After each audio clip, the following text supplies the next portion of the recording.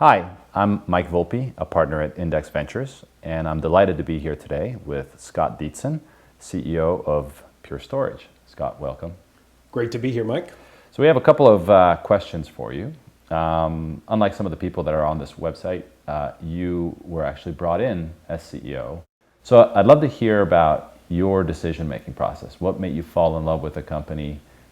What made you decide to join as the leader of the organization? So a couple of things. First of all, I've been selling around storage for my whole career and came to believe it was fundamentally broken. Storage feels a little bit like a mainframe. It's this big, heavy, complicated thing that comes with consultants, and it's slow, and you've got to spend a lot of money on it and replace it every few years. And it just didn't feel like it was keeping up with the rest of the data center. And when I got together with the Pure team, I was really impressed by the depth of engineering talent. My recipe's been pretty simple. You look for a big market that's experiencing some level of technology sea change. In this case, the transition from mechanical disk to flash, and a great team with a disruptive recipe, the right disruptive recipe. And when you put those four ingredients together, you can really de-risk the venture substantially.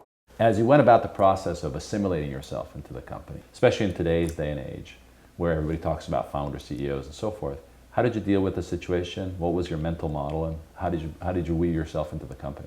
So I did always see myself as a founder-oriented CEO. So I attempt to cast myself in the role of a founder CEO, even though I'm very careful never to call myself a founder. Right? Pure was up and going for almost a year before I joined. But there were, 15 engineers, one product guy and one sales guy when I came in. So, I keep in mind 99% of the team roughly came in after I joined, and so they'll tend to look at me as having been there early on. For me, getting back to engineering is going back to my roots. I spent a lot of time studying computer science in college. So getting in and getting to mix it up with the engineers, helping recruit and going out and buying pizzas, you spend a lot of time in the trenches in the early days bonding with the team as you're helping them build out. And you build on those relationships. It's kind of the basis for everything else you do after. Yeah, great.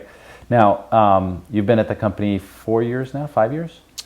Should be a little over 4 years. When did you feel like, we're really onto something special here? So I knew Flash was going to win, right? You simply can't bet against Moore's Law and win for any period of time, right? And so what the Pure Storage team had latched onto was a recipe for accelerating the transition, for taking cost and compatibility, the two big hurdles to Flash, out of the equation. As soon as you saw that recipe, you knew it was going to win in the market. At least I knew it was going to win.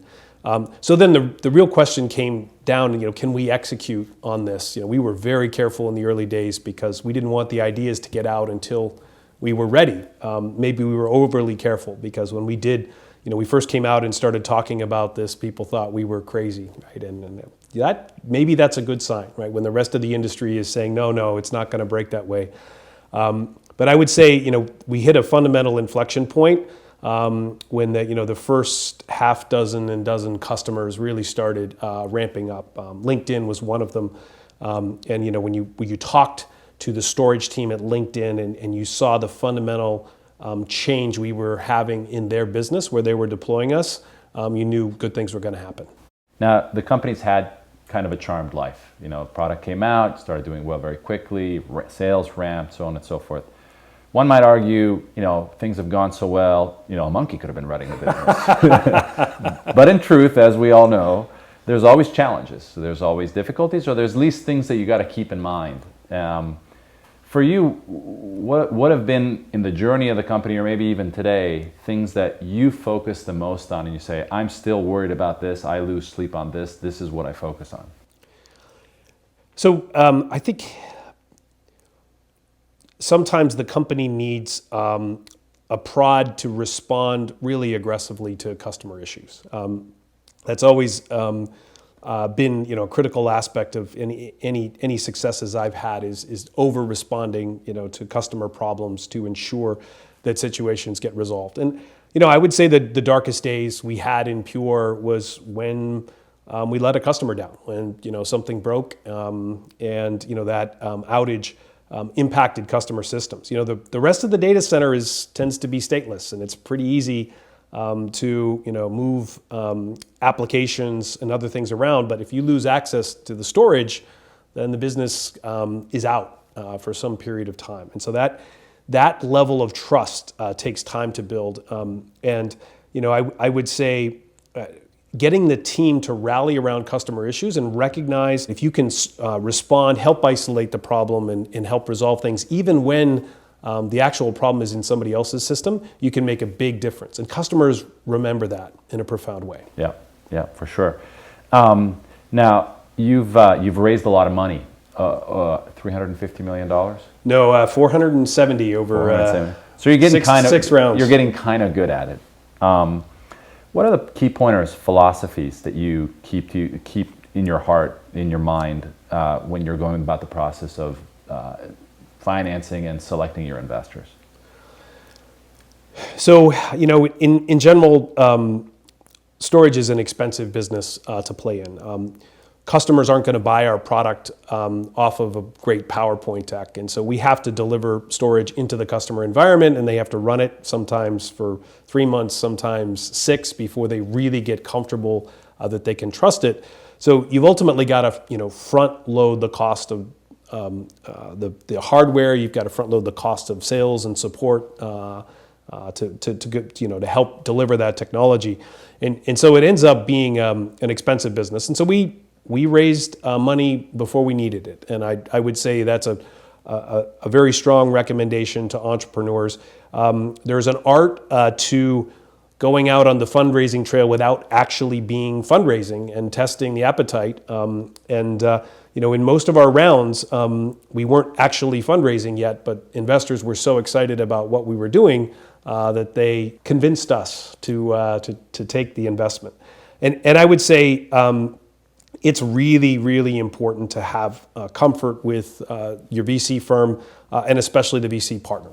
We've been very careful to build out our board with folks like yourself that I hope will be part of Pure Storage for a long, long time to come, as long as we can convince you to stay with us because of the value add that you bring. And so, if there's anything I could say to entrepreneurs, choose carefully. Oh, thank you. That's very nice of you to say that. I have one last quick one that I wanted to ask you. You're sort of on top of your game right now, but it's early days for the company, in truth. What's your hope? What's your vision for what the company might look like in 5 or 10 years? Well, we set out to build the next great storage company. We eschewed M&A. We've had overtures from several of the larger players. It never felt like it was the right outcome. I often joke that acquisitions always suck, and they tend to suck worse than you think they're going to suck when you go in. We've been really careful about building our culture, building our focus on customer and partner success, and the business has been growing phenomenally well. You look at things like merging with another company as a safety net. If we mess something up, there'll still be a great outcome for our investors and our customers. But it's a consolation prize that we shouldn't be playing for. So the hope is that we're going to build a great long-term independent business. That's fantastic. Well, listen, Scott, thank you. Thanks for your time. I say this genuinely from my heart. It's a privilege. It's a privilege to work with you. I'd do it again 10 times over. And thanks for having us as investors in your company. Oh, that feeling is mutual. It's a privilege to be part of the Index family. Thank you.